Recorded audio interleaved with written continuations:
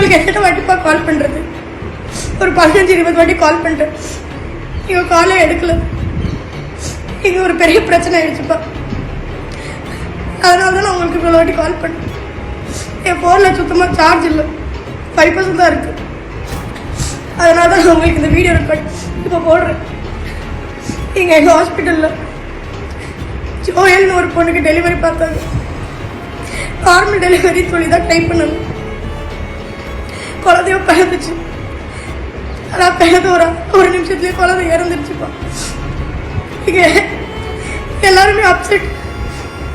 குழந்தைய க்ளீன் பண்ணி அட்டெண்டர் கிட்ட ஒப்படைக்க சொன்னாங்க. என்ன நானும் க்ளீன் பண்ணி ரத்தத்தெல்லாம் தொடச்சி லாத்தில் சுற்றிட்டு இருக்கும்போது திடீர்னு குழந்தைக்கு உயிர் வந்துடுச்சுப்பா.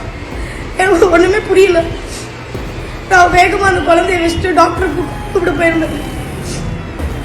டாக்டரை அட்டெண்டர் கூப்பிட்டு வந்து பார்த்தா அந்த குழந்தை அங்கே இல்லை.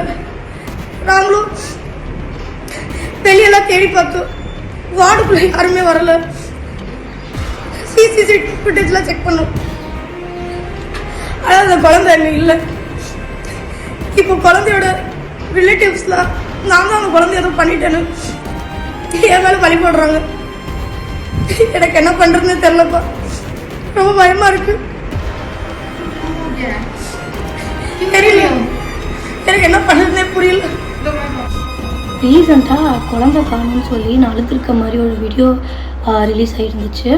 ஃபர்ஸ்ட் ஆஃப் ஆல் என்னோடய சைட்லேருந்து ரொம்ப சாரி கைஸ். பிகாஸ் ஜென்ம நட்சத்திரம்னு ஒரு படத்துக்காக ஒரு குட்டி ஸ்டோரி சொல்லட்டா சார் அப்படின்னு ஒரு கான்டெஸ்ட் பப்ளிஷ் பண்ணியிருந்தாங்க. அண்ட் அந்த கான்டெஸ்ட்டுக்காக எடுத்து அனுப்பின ஒரு வீடியோ தான் அது. அது எப்படி இப்படி வந்து ஒரு ரேண்டம் அக்கௌண்ட்டில் போஸ்ட் ஆகிருக்குன்னு வந்து ஐடியாவே இல்லை. அதுக்காக என்னோடய நாலேஜுக்கு வந்த உடனே எப்படி அதை ஃபஸ்ட்டு ரிமூவ் பண்ணலான்னு சொல்லி தான் பார்த்துக்கிட்டு இருந்தேன்.